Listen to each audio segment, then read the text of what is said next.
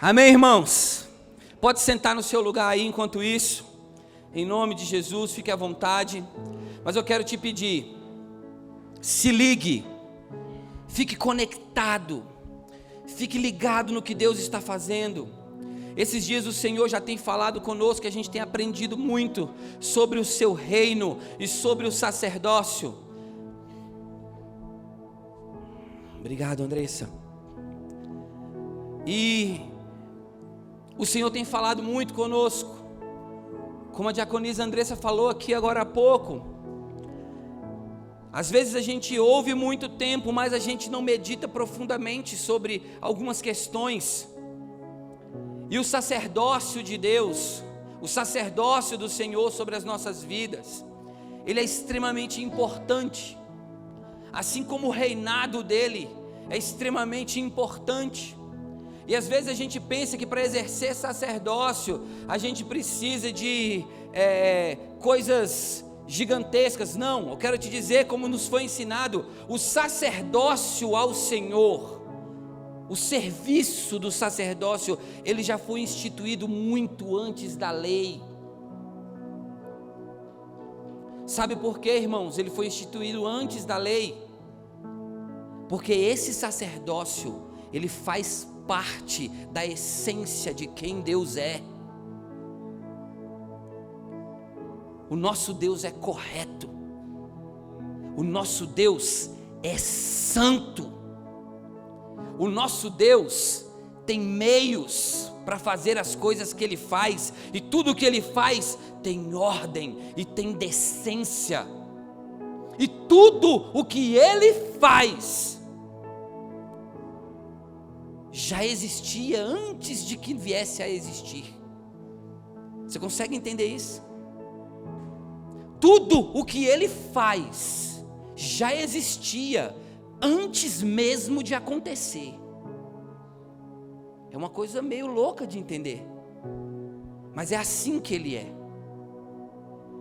Então, se a gente não faz, se a gente não entende que o sacerdócio, ele não foi abolido, muito pelo contrário, ele foi elevado. Ele foi elevado com Cristo.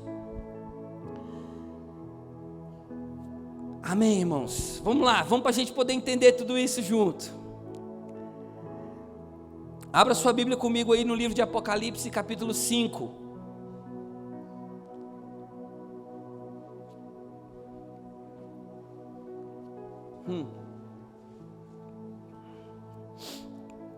Nós vamos ler aqui, capítulo 5, a partir do verso 5. A palavra do Senhor diz assim: E disse-me um dos anciãos: não chores, eis aqui o leão da tribo de Judá, a raiz de Davi, que venceu para abrir o livro e desatar os seus 7 selos. E olhei, e eis que estava no meio do trono e dos 4 animais viventes, e entre os anciãos um cordeiro, como havia sido morto, e tinha 7 pontas e 7 olhos, que são os 7 Espíritos de Deus, enviados a toda a terra. E veio e tomou o livro da destra do que estava assentado no trono. E havendo tomado o livro, os 4 animais e os 24 anciãos prostraram-se diante do cordeiro, tendo todos eles harpas e salvas de ouro, cheias de incenso, que são as orações dos santos. Preste atenção nisso. Eles tinham taças cheias de incenso, que são as orações dos santos, e cantavam um novo cântico, dizendo: digno és de tomar o livro e de abrir os selos, porque foste morto, e com teu sangue nos compraste para Deus de toda tribo e língua e povo e nação, e para o nosso Deus nos fizeste reis e sacerdotes, e reinaremos sobre a terra. E olhei e ouvi a voz de muitos anjos ao redor do trono, e dos animais e dos anciãos, e era um número deles milhões de milhões e milhares de milhares, que com grande voz diziam: Digno é o Cordeiro que foi morto de receber o poder, e riqueza, e sabedoria, e força, e honra, e glória, e ações de graças. Amém, irmãos? Se liga nesse texto, e você já pode abrir sua Bíblia também comigo em 1 Pedro capítulo 2. Antes da gente ler 1 Pedro capítulo 2, enquanto você abre, eu quero que você venha comigo no entendimento aqui, amém? Hoje nós vamos falar dar uma recapitulada sobre reino, sacerdócio, e nós vamos falar sobre o governo e a igreja, amém, irmãos? Pastor, mas a gente está numa conferência de adoração e de intercessão. É isso mesmo, irmão. É o reino, é o sacerdócio, é o governo e a igreja. Sem esse entendimento, nós não podemos adorar e nós não podemos interceder. Nós temos que entender, nós temos que ter entendimento disso. Por quê? Porque nós precisamos saber quem somos, para que a gente possa exercer o que nos foi dado com a autoridade devida, com o entendimento devido. As coisas do reino de Deus, elas não são de qualquer maneira, elas não são aleatórias, elas não são dadas de qualquer forma, muito pelo contrário. Ela nos é dada quando dentro de nós há disposição, dentro de nós há uma fé encorajadora e dentro de nós há absoluta rendição para entender a vontade dEle. É assim que nós recebemos aquilo que Deus tem para nós, com absoluta rendição e entendimento da vontade dEle. Tem coisas que a gente não precisa saber, a gente tem que obedecer. Irmãos, quando nós obedecemos, sujeitados ao Senhor, é impossível não entendermos o que Ele faz. Isso é balela, que Deus te manda fazer algo cegamente. Ele manda você ter fé, e quando você tem fé, você já creu, e quando você creu, você já entendeu. Você consegue perceber isso? O que é a fé? É o firme fundamento das coisas que se esperam, mas ainda não se viram. Mas eu espero. Por quê? Se eu espero, eu sei o que é. E se eu sei o que é, eu confio com entendimento e absoluta certeza. Por quê? Porque eu sei o que é. Você consegue perceber esse caminho? Você consegue entender isso? Então não dá para a gente achar que as coisas de Deus são aleatórias e cegas, não. Ele nos pede para dar passos em cima de coisas que ainda não conseguimos enxergar, mas com a nossa fé nós temos que crer, porque a palavra dele não volta atrás, e a palavra dele é melhor do que a nossa, e o conhecimento dele é maior do que o nosso, e por sabermos disso e confiarmos nisso, somos absolutamente rendidos a tudo o que ele nos pede. Amém? Então, primeira coisa, a gente precisa entender algo sobre o reino de Deus. O que constitui um reino? O que faz de um lugar um reino? Ter um rei. O Brasil é um reino? Não é um reino. Por quê? Porque não há um rei sobre nós. A Inglaterra é um reino? A Inglaterra é um reino, porque há um rei sobre eles. O reino de Deus tem um rei, e esse rei se chama Jesus Cristo de Nazaré. Esse rei se chama Jesus, o Salvador, o Senhor de todas as coisas. E esse reino está sobre o domínio dele, sobre a vontade dele. E nós aprendemos aqui com o pastor Sérgio ontem, eu achei essa definição muito maravilhosa, que o reino não é um lugar, Olha que coisa maravilhosa. O reinado não está em um lugar. O reino é um tempo. O reino é um espaço de tempo. E reinou o rei fulano de tal, de tanto a tanto. E reinou o rei Beltrano, de tanto a tanto. O reino desses reis tem um tempo. Mas o reino do Senhor, ele é antes que tudo fosse e será eternamente para frente, nunca acabará, porque se o reino ele está habilitado de um tempo a outro, ele reinou antes que nós existíssemos e ele reinará eternamente, se nós estivermos com ele ou se nós não estivermos, o reino dele permanecerá para sempre, sempre. Irmãos, e se o reino dele é de antes de tudo acontecer e será para sempre, é necessário que nós entendamos que todo o domínio está na mão desse rei. Ele pode todas as coisas porque ele criou tudo, e ele findará todas as coisas porque o futuro a ele também pertence. Então nós temos que entender a grandeza desse reino, a força desse rei. Você consegue imaginar isso? Fernando, eu estou preso, eu não estou me aguentando. Você está me sufocando, Fernando, querendo que eu fique parado aqui. Aleluia. Entendemos, precisamos entender algo também sobre o sacerdócio. Nós temos que entender que o sacerdócio que Deus instituiu sobre o seu povo, ele não mudou.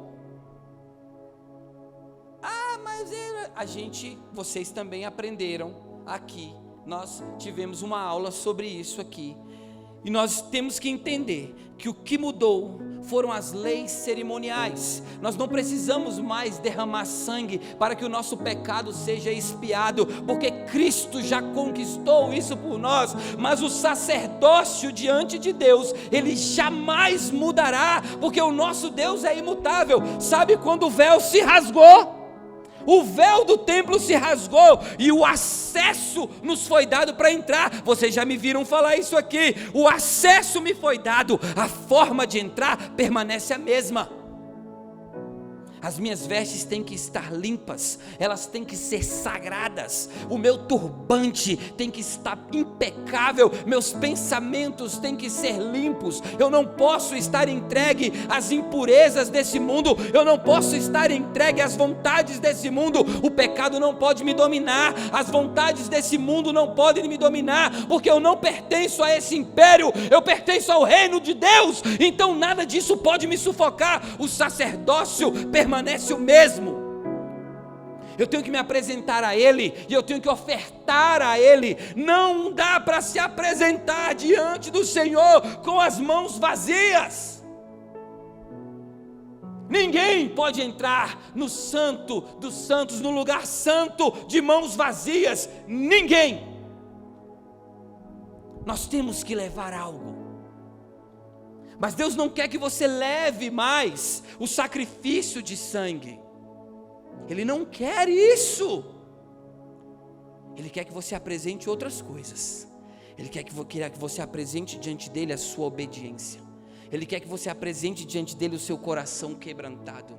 Ele quer que você apresente diante dele a sua rendição. Ele quer que você apresente diante dele o seu vigor, a sua força, a sua adoração. Sabe, ele quer que você entregue tudo o que você é para ele. Ele quer que você chegue diante dele com o coração tão contrito, com a sua vida tão entregue, que você seja capaz de falar: Senhor, que não viva mais eu, mas que Cristo viva em mim. Eu abro mão das minhas vontades, para que as vontades do Senhor sejam reais em minha vida. Esse é o sacerdócio que Ele deseja de nós. E nós vamos ler agora, junto comigo, vem comigo. 1 Pedro capítulo 2, versículo 5. Irmãos, esses dias a gente vai ler a Bíblia. A gente já leu bastante, nós vamos ler mais, hoje, amanhã. Mas não perca o entendimento daquilo que Deus está falando e fazendo. 1 Pedro capítulo 2, a partir do verso 5, a palavra do Senhor diz assim: vós também, como pedras vivas, sois edificados, casa espiritual e sacerdócio santo, para oferecer sacrifícios espirituais, agradáveis a Deus por Jesus Cristo. A primeira coisa que a gente aprende, que os nossos sacrifícios agora não são mais carnais, eles são espirituais. Jefferson, mas você só falou coisas que eu tenho que fazer. Exatamente. Sabe o que é espiritual, irmão? Você dizer não aos desejos da sua carne. Sabe o que é espiritual, irmão? Você cuidar de quem está necessitado. Sabe o que é espiritual, irmão? Você abre mão do seu conforto e da sua vontade para fazer a vontade do Senhor.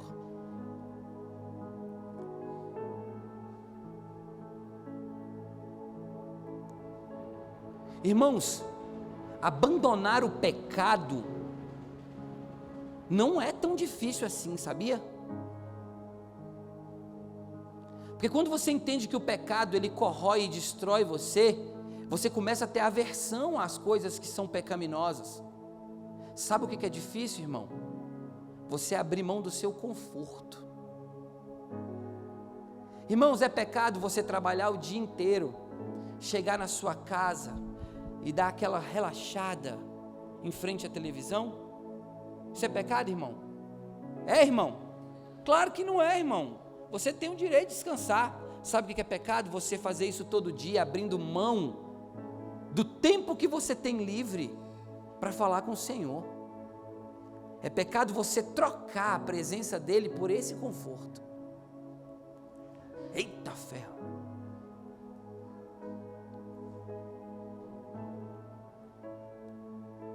Irmãos, abandonar o pecado não é difícil. Difícil é abandonar a nós mesmos. É esse sacrifício que Ele quer. Espirituais. Verso 6.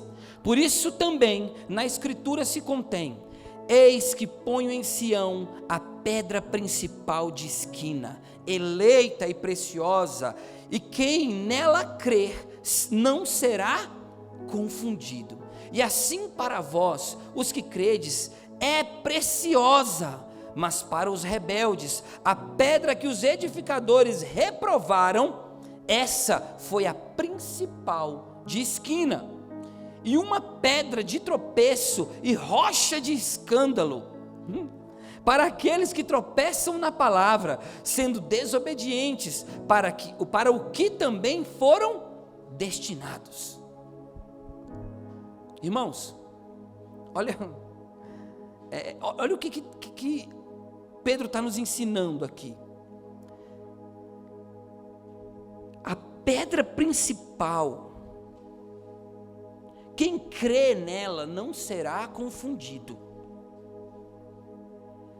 Mas para aqueles que edificam, para os edificadores desse mundo, ela é pedra de tropeço, de engano e de escândalo. Irmãos, hoje eu estava lá no trabalho e num determinado momento a gente estava mais calmo lá um pouquinho, e um dos meus companheiros de trabalho chegou lá para mim, sentou lá na minha mesa, falou comigo: eu queria te fazer uma pergunta. Eu falei: pode perguntar. Aí ele falou comigo assim: você é a favor daquele aborto que aconteceu, daquela menina de 11 anos? Eu falei: não, sou 100% contra. Aí ele falou assim: eu vim te perguntar, porque eu quero entender, por que uma pessoa igual você seria contra a dar a oportunidade daquela menina continuar sendo criança? Eu falei: a pergunta que você tem que fazer não é essa. A pergunta que você tem que fazer é que a pessoa que está pedindo para que aquele aborto seja feito é a mesma que deixou com que ela fosse violentada. O cuidado que tinham que ter com aquela criança já não existe há muito tempo. Você está dizendo que eu sou contra ela voltar a ter uma infância? Ela já não tinha. Já tinham roubado isso dela. As pessoas querem que a gente creia, e elas querem que a gente se fundamente em questões e pensamentos que dizem respeito às coisas desse mundo, que são enganosos e são sutis. E para eles ter uma opinião como a nossa é um escândalo, é um absurdo. Mas aqueles que creem na pedra de esquina jamais serão confundidos, jamais, irmãos, nem os assuntos mais polêmicos, nem as situações mais constrangedoras nesse mundo vão te abalar e vão roubar suas convicções.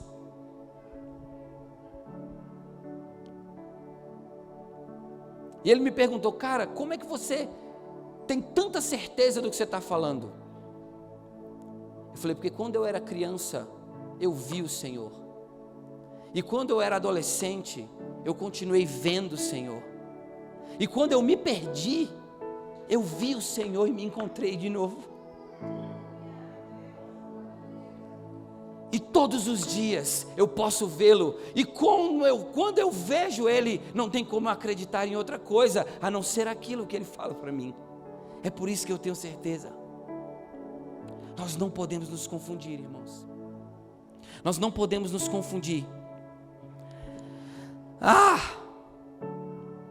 Mas vós sois a geração eleita, o sacerdócio real, a nação santa, o povo adquirido, para que anuncieis as virtudes daquele que vos chamou das trevas para a sua maravilhosa luz. Vós, que em outro tempo não éreis povo, mas agora sois povo de Deus, que não tinhais alcançado a misericórdia, mas agora alcançaste misericórdia. Amados, peço-vos, como peregrinos e forasteiros, que vos abstenhais das concupiscências carnais que combatem contra a alma.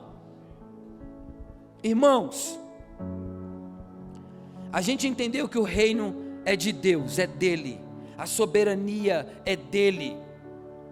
Nós entendemos que o sacerdócio é a única maneira que nós temos para nos apresentar diante dele e viver e enxergá-lo e poder se comunicar com ele e a gente receber diretamente dele tudo que a gente precisa. A gente tem que entender a soberania do seu reino e a gente tem que se entregar a esse sacerdócio como um estilo de viver. Amém? Só que além de entendermos o seu reino, além de vivermos o sacerdócio, nós precisamos entender o seu governo.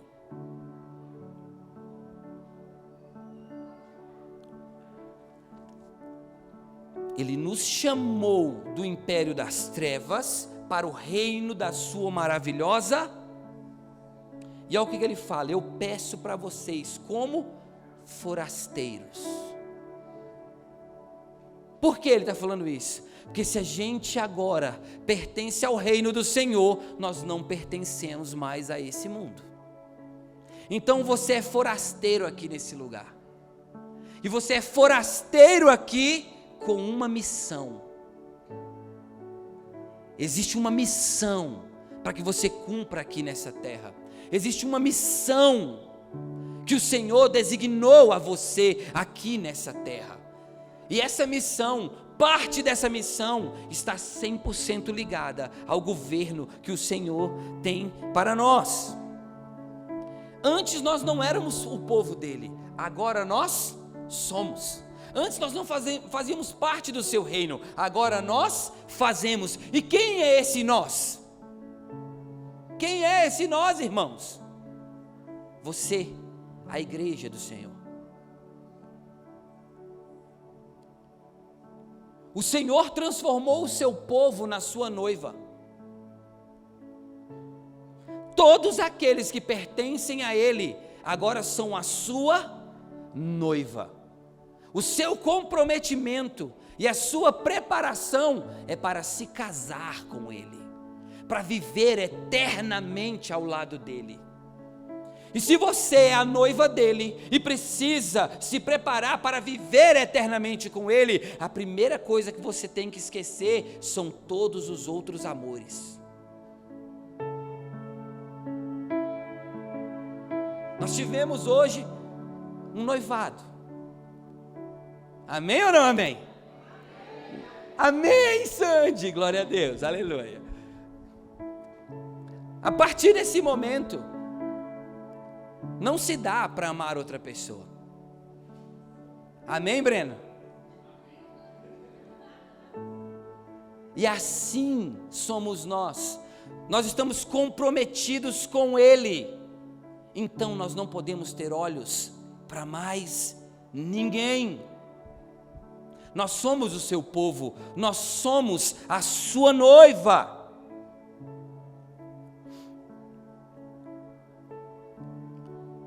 Eu peço que vos abstenham das concupiscências carnais, que combatem contra a alma, para que a gente possa estar nessa posição, para que a gente possa estar nesse lugar. Nós temos que entender que nós temos que lutar contra tudo aquilo que é carnal.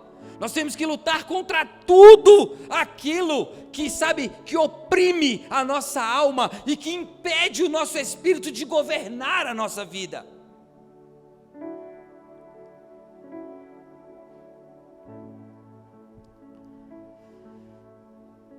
Tendo o vosso viver honesto entre os gentios, para que naquilo em que falam mal de vós, como de malfeitores, vocês glorifiquem a Deus, no dia da sua visitação, pelas boas obras que em vós observem. Sujeitai-vos, pois, a toda ordenação humana, por amor do Senhor, quer ao rei como superior, quer aos governadores como por ele enviados para o castigo dos malfeitores e para o louvor dos que fazem o bem, porque assim é a vontade de Deus, que fazendo o bem, tapeis a boca à ignorância dos homens insensatos. Irmãos, como que nós vamos nos apresentar dessa forma? Nós somos forasteiros, não somos daqui. Existe uma cultura que está sobre nós, existe uma direção que nos foi dada, uma forma de viver do nosso reino que nos foi imposta, de uma forma de viver como um sacerdote debaixo desse reino. E como é que ele fala? Olha só, vocês vão viver honestamente, vocês vão viver de maneira limpa, vocês vão viver de maneira pura, vocês vão ser santos em meio a uma geração pecaminosa. Vocês vão ser a luz do candeeiro em meio a um povo que vive na escuridão. Vocês vão ser vista para uma multidão que é cega. Vocês serão mãos para aqueles que não conseguem pegar.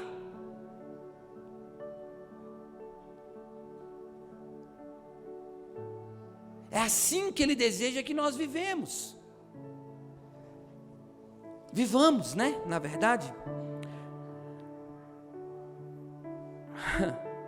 E Ele ainda diz que se vivermos dessa forma, nós calaremos os insensatos. Nós calaremos os insensatos. Irmãos, não existe escuridão, por mais profunda que ela seja, que resista a um pequeno feixe de luz, um fachozinho de luz, qualquer fachozinho, por menor que ele seja, no meio da escuridão, ele se destaca absolutamente.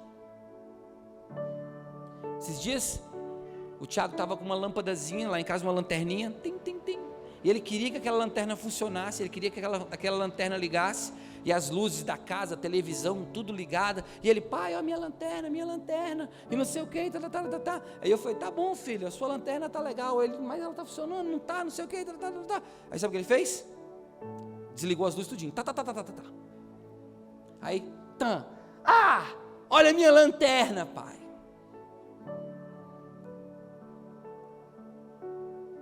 Irmãos, brilhar no meio da luz não faz muita diferença não. Você tem que brilhar no meio das trevas. Enquanto as luzes estavam todas ligadas, ninguém via a lanterna do Tiago funcionar. Mas quando as luzes se apagaram, ela, marcou o caminho para nós. Não foi, Pedro? Então nós temos que deixar essa luz brilhar, nós temos que deixar as coisas funcionarem e caminharem. Pastor, o que você está falando? O que tudo isso tem a ver com o reino de Deus? O que isso tem a ver com o que a gente está falando aqui essa noite? Eu gostaria de dizer que isso foi uma breve introdução, mas eu não posso, porque o meu tempo já vai acabar. Mas na verdade foi. Então, o início do reinado do Pai, lá no início, a gente sabe que lá no início o reinado dele era santo, lá no Éden. E os homens, o que a gente fez? A gente roubou a santidade daquele lugar, a gente contaminou a santidade desse reinado. E quando a gente levou o pecado para aquele lugar santo, o que aconteceu? A gente contaminou completamente aquele reino? Não, você foi expulso de lá. Porque o Senhor falou, o meu reino não compactua com esse estilo de vida, o meu reino não compactua com essa vida maluca que você quer viver, então, tchau! Foi expulso do reino. E essa expulsão quebrou a aliança, e como já foi ensinado aqui para nós, Jesus restaurou essa aliança, e quando Ele restaurou essa aliança, algumas coisas aconteceram. Lá no Éden, o Pai deu o governo da terra para o homem. Abre aí para nós, Rayane, Gênesis capítulo 1, versículo 28. Abre aí para nós, por favor. E Deus os abençoou, e Deus lhes disse, frutificai e multiplicai-vos, e enchei a terra, e sujeitai-a, e dominai sobre os peixes do mar, e sobre as aves do céu, e sobre todo o animal que se move sobre a terra. Próximo. E disse Deus, eis que vos tenho dado toda a erva que dê semente, que está sobre a face de toda a terra. Presta atenção nisso aí, irmãos.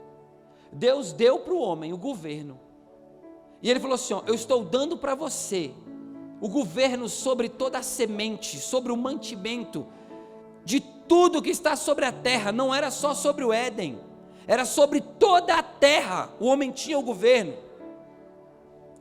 E toda árvore em que há fruto, que dê semente, ser-vos-á para mantimento, e mais, e todo animal da terra, e a toda ave dos céus, e a todo réptil da terra, em que há alma vivente, toda erva verde será para mantimento. E assim foi. E viu Deus tudo quanto tinha feito, e eis que era muito bom. E foi a tarde e a manhã, o dia sexto. Irmãos, Deus deu a nós o governo sobre todas as coisas. E o que é esse governo? O que é governar? O que seria esse governar? Por que é tão importante a gente entender a nossa posição de governo como igreja? Irmãos, quem é que monta as leis que conduz esse país? Quem é, irmãos? Quem? As leis?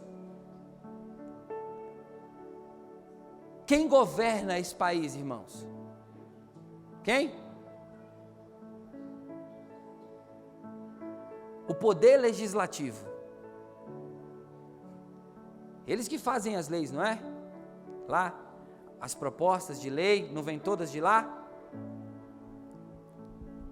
É o governo do país, é um dos 3 poderes, o poder legislativo que propõe todas as leis que vão governar esse país. Por que que a igreja precisa entender a posição dela diante do governo de Deus?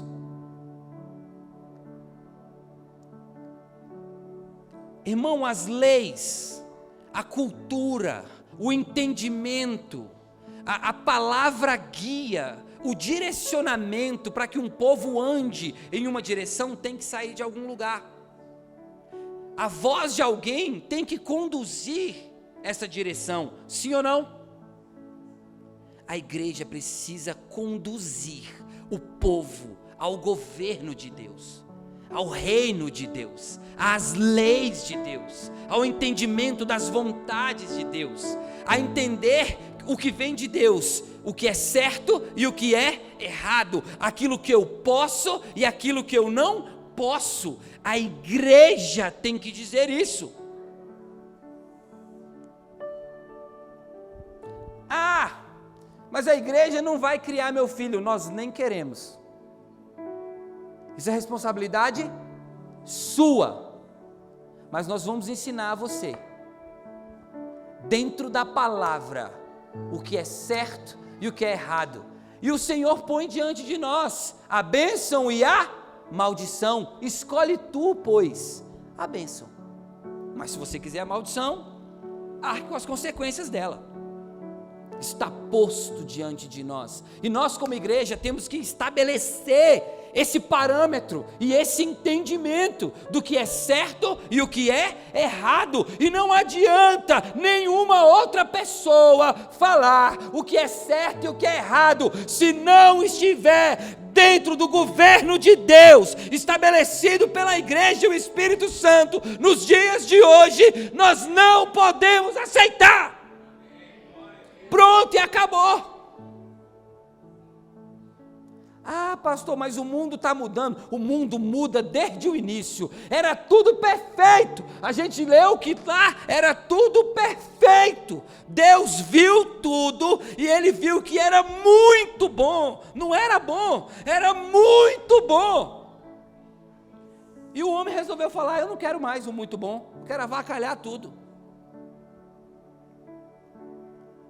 Você vai se sujeitar à vontade daquilo que é muito bom ou de qualquer outro? E como é que a gente entende esse parâmetro? Entendendo quem o Senhor é, conhecendo o sacerdócio, conhecendo o seu reino, para a gente entender o tamanho da autoridade desse governo.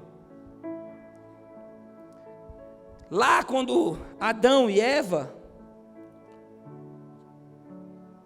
fizeram o favor de bagunçar a situação, enganados por Satanás, começou um plano de redenção que a gente já conhece. E esse plano de redenção chegou até Jesus e Ele fez maravilhas por nós. E eu quero que você abra sua Bíblia aí agora em Colossenses capítulo 1, a partir do verso 19. Nós vamos ler do 19 ao 23. Rapaz, você está rápido, hein? Vamos lá. Porque foi do agrado do Pai que toda a plenitude nele habitasse, e que, havendo por ele feito a paz pelo sangue da sua cruz, por meio dele reconciliasse consigo mesmo todas as coisas. Repita comigo: reconciliasse consigo mesmo todas as coisas, tanto as que estão na terra como as que estão nos céus. E vós também, que no outro tempo éreis estranhos e inimigos no entendimento pelas vossas obras más, agora contudo vos reconciliou no corpo da sua carne pela morte, para que perante ele vos perante ele vos apresentar santos e irrepreensíveis e inculpáveis, se na verdade permanecerdes fundados e firmes na fé, e não vos moverdes da esperança do evangelho que tendes ouvido, o qual foi pregado a toda criatura que há debaixo dos céus, e do qual eu, Paulo, estou feito ministro. Amém, irmãos? O que ele está dizendo isso? O que ele está dizendo ali para nós? O governo de Cristo reconciliou todas as coisas nele. Todas as coisas nele. O que Deus deu a Adão lá no Éden, e Adão abriu mão, Cristo tomou de volta. E quando Cristo tomou de volta, a gente pode repetir uma frase. Não está escrito na Bíblia, tá, irmãos? Mas o nosso entendimento tem que saber disso. Deus olhou para ele e falou assim: tudo está muito bom agora. Tudo voltou a ser muito bom. Não sei se você está entendendo o que aconteceu. Cristo reconciliou todas as coisas debaixo dos céus e acima dos céus. Ele reconciliou todas as coisas. Ele trouxe a harmonia, a capacidade de haver harmonia entre céus e terra mais uma vez, entre Deus e os homens mais uma vez. Ele trouxe a conexão direta com o Pai mais uma vez. Ele estabeleceu essa reconexão. E quando ele reestabeleceu essa conexão, ele falou assim: agora vocês estão reconciliados com o Pai. E a mesma condição que eu tenho de filho, vocês agora também têm. O mesmo reino que eu pertenço, agora também é de vocês. Toda a herança que me foi dada, agora também é de vocês. Basta que vocês andem como eu andei. Aí não dá, né, pastor? Como é que vai ser? Irmãos, a gente vive no tempo da graça. A graça de Cristo nos alcançou. E sabe o que significa quando nós lemos lá em Apocalipse, que fala assim, ó: e eles cantaram um novo cântico. E eles cantaram um novo cântico ao Senhor. Que cântico é esse, irmãos? Eles queriam que um livro fosse aberto, mas ninguém podia abrir. E o Cordeiro se manifestou, e o Cordeiro abriu o livro, e quando abriu o livro, eles começaram a cantar um cântico novo. Que cântico é esse? É um cântico de gratidão, é um cântico da graça, irmão. A graça que alcançou aqueles que não tinham capacidade, e agora se fizeram capazes, graças àquele que conquistou. É o cântico da graça, é o novo cântico a ser cantado por nós. Sabe o que é isso, irmãos? Isso é governo de Deus sobre as nossas vidas. Nós não tínhamos direito, nós não fazíamos parte disso, mas Ele nos escolheu, e Ele conquistou esse direito para mim e para você. E não só conquistou esse direito, Ele nos outorgou a sua autoridade. Ele falou assim: agora a autoridade que me foi dada, eu dou a vocês. Tudo aquilo que me foi dado, tudo aquilo que eu conquistei, agora eu dou a vocês. E o governo da sua vida, irmãos, não pertence à sua carne. O governo da sua vida não pertence às influências desse mundo. O governo da sua vida pertence ao Senhor, e você pertence a Ele. E se você pertence a Ele, você governa a sua vida, irmão.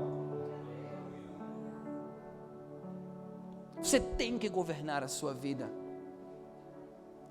Então, quando você chegar diante do Senhor aqui, que estivermos reunidos, e nós falarmos, adoremos ao Senhor, a sua carne não pode dizer para você, não, mas está muito cansado, hoje não é um dia bom. Quem governa a sua vida? É você ou os desejos da sua carne? Ai, pastor, mas tem dia que a gente está arrebentado. Eu sei, irmão, tem dia que a gente está arrebentado, mas quem governa você? Você crê na palavra do Senhor? Não, porque a palavra do Senhor diz que aqueles que esperam no Senhor subirão com asas como águias, eles correrão e eles não cansarão, eles caminharão e eles não se fadigarão, mas subirão, irmãos, subirão. A palavra tem que renovar você. O governo do Senhor, o reino dele tem que renovar você. Ele tem que ser real. O entendimento desse reino tem que ser real na sua vida. Quando Satanás foi tentar Jesus, ele chegou lá e falou, se você é o filho de Deus mesmo, transforma esse pão em pedra. Satanás falou assim, se você é o filho, que eu acho que não é, transforma esse pão em pedra. E sabe o que Jesus falou para ele? Você não precisa tentar me enganar. Eu sei quem eu sou, amigão. Papai acabou de gritar lá do céu, esse aí é meu filho, amado, em quem tenho muito prazer. Você não precisa falar para mim não, você não precisa colocar em xeque quem eu sou não. Eu sei que nem só de pão viverá o homem, mas de toda a palavra que procede da boca de Deus, meu amigo. Toma teu rumo.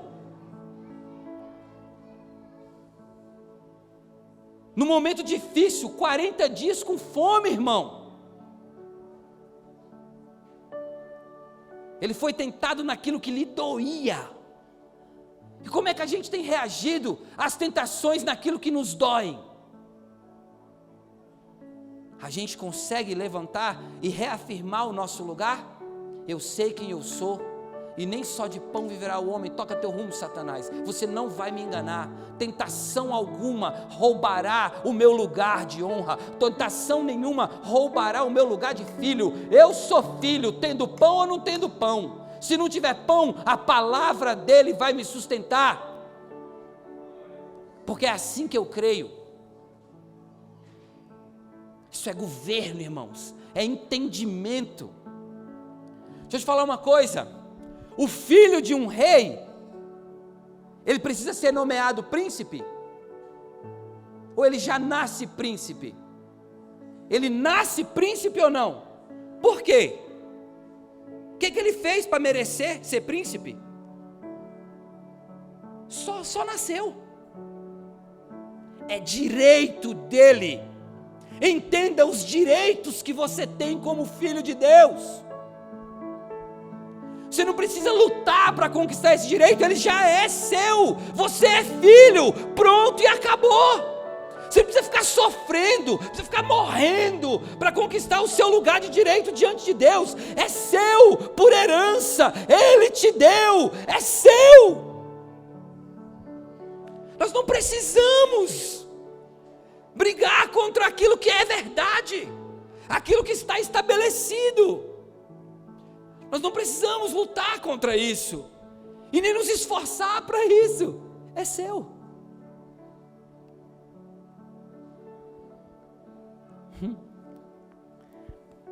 E é interessante que esse cântico novo, esse cântico da misericórdia, esse cântico do tempo da graça, que nós cantamos o novo cântico porque não merecíamos, porque não temos condição alguma de governar as coisas, mas governamos através dele, por meio dele. Quando nós profetizamos esse cântico novo, nós liberamos esse cântico novo, a gente cumpre uma série de coisas que já estavam preditas desde lá atrás.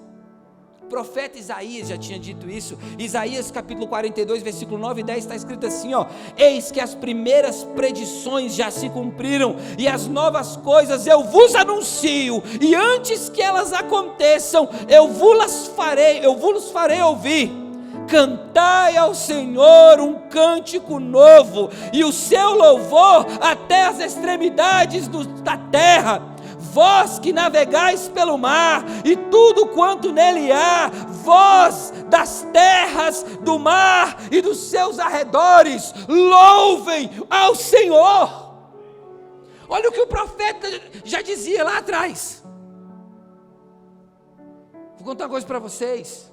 Olha o profeta falando para o povo, vou dizer uma coisa para vocês. As primeiras profecias já estão sendo cumpridas. Elas já estão sendo cumpridas, mas eu vou dizer algo para vocês, que ainda vai acontecer antes que aconteça. Cantem ao Senhor um cântico novo, toda a terra. Aqueles que navegam no mar, os que moram nas ilhas, aqueles que habitam nos cantos mais obscuros, cantem ao Senhor um cântico novo, porque toda a terra está cheia da sua glória. Cantem esse cântico da graça que alcançará vocês. O profeta já tinha visto o que João também viu. Será que a gente não consegue enxergar isso nos dias de hoje? A gente precisa enxergar essas verdades, e meu tempo está acabando. Abra comigo aí Hebreus capítulo 8, versículos 6 e 7.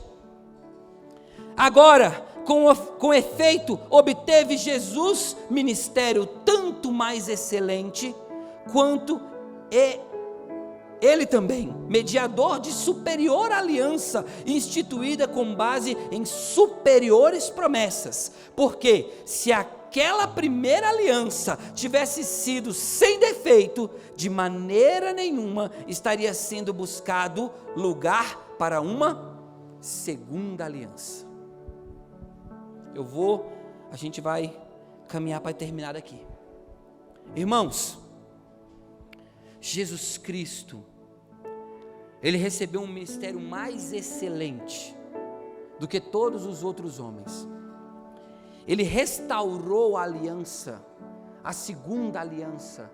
Ele fez uma segunda aliança mais excelente do que a primeira. Por quê? Porque a primeira, irmãos, ela estava baseada na lei. E Jesus, Ele trouxe essa verdade para a graça, para o reino do seu amor. Só que a gente tem que entender que quando Cristo trouxe todas as coisas para a graça, Ele trouxe para uma aliança superior. Ela é superior em tudo, irmãos. Ela é superior em tudo, ela é superior na graça, no alcance, ela é superior. Antes a aliança era para os judeus, agora é para todos os homens. É por isso que estamos aqui hoje, irmãos. É porque a graça de Cristo nos alcançou. Só que também o sacerdócio de Cristo também foi elevado.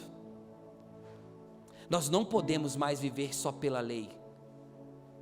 A lei não cobrava de nós fé, ela só cobrava de nós obediência. A aliança com Cristo, ela nos dá direito a todas as coisas que existem nessa terra, mas ela cobra de nós um posicionamento mais firme. Só a minha obediência não basta, eu tenho que crer, eu tenho que crer, eu tenho que crer.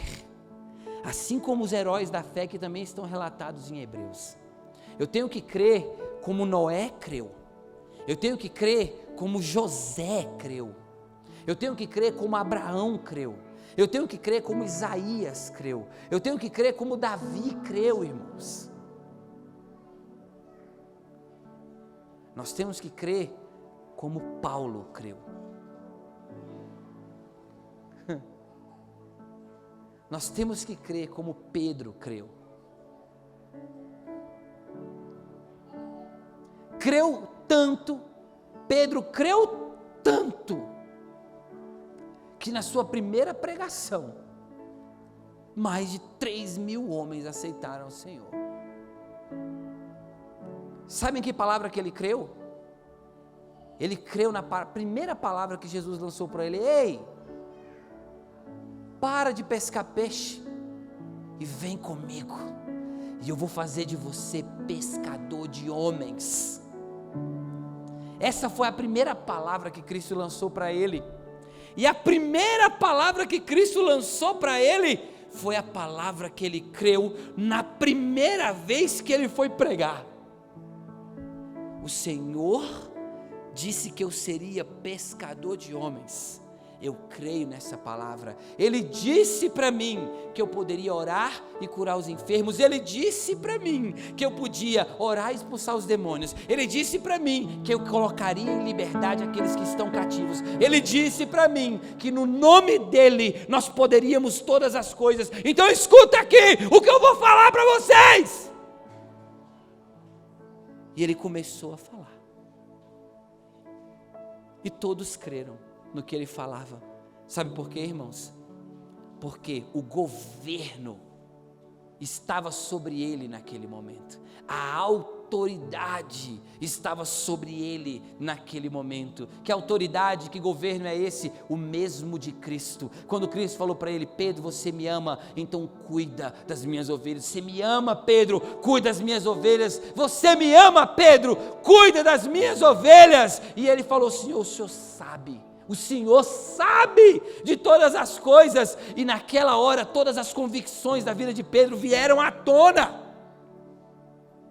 Ele disse que eu seria pescador de homens. Ele me pediu para cuidar do seu povo. Ele disse, ele sabia que eu o amava. Então não preciso ter medo, eu sei quem eu sou. Ele me fez essa pessoa. Hoje, irmãos, a gente vem aprendendo sobre o reino de Deus, a gente vem aprendendo sobre o sacerdócio, e hoje nós estamos falando sobre esse governo que está sobre a igreja, o governo do Senhor que está sobre a igreja, essa autoridade que está sobre a igreja, e essa autoridade, esse governo está intimamente ligado a quem você é, você descobrir quem você é, a sua posição, o seu lugar de honra que Deus escolheu para você. Ele já está posto, ele é seu.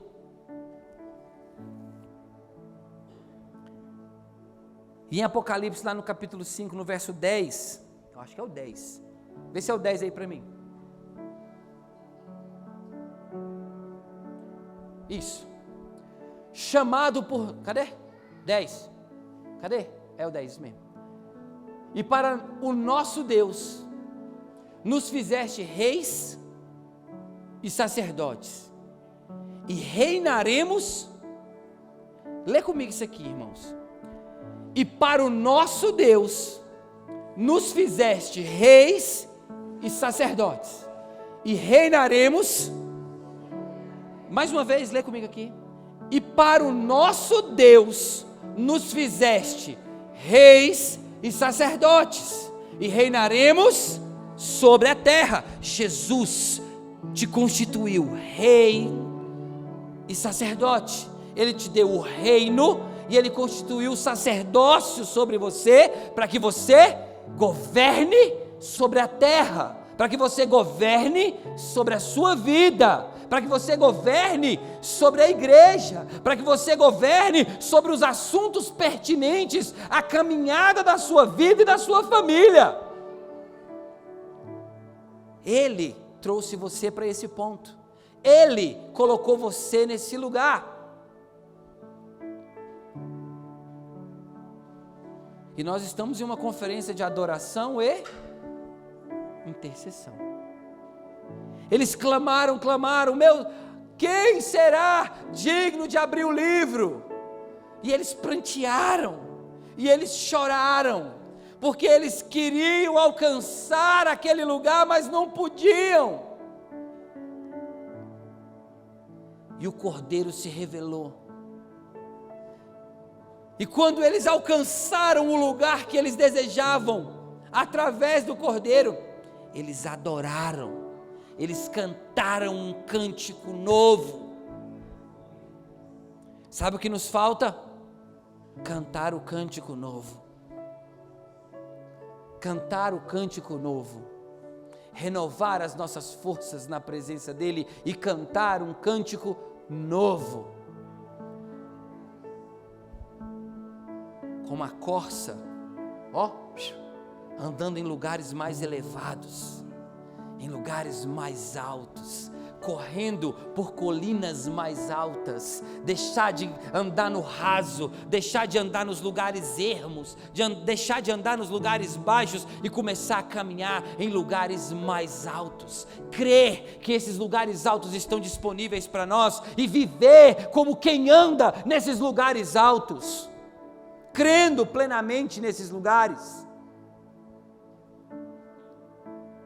Eu não sei você, mas o que Deus está fazendo nesses dias, na minha vida, no meu entendimento, dentro do meu coração, tem me encorajado, irmãos, tem me encorajado ainda mais.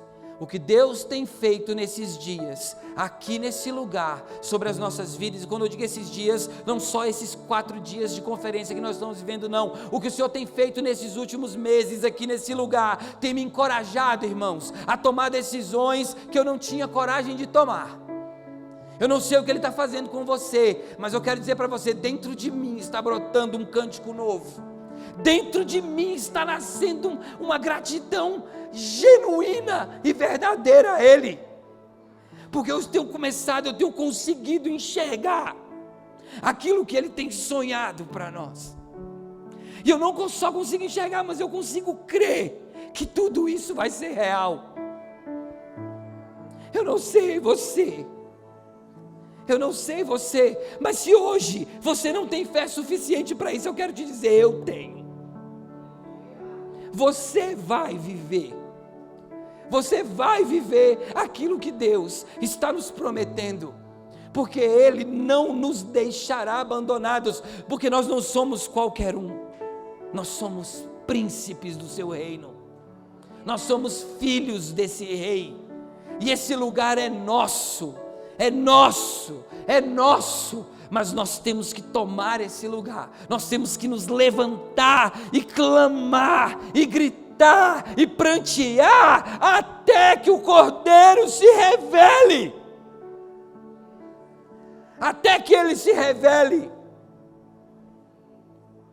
Fique de pé no seu lugar.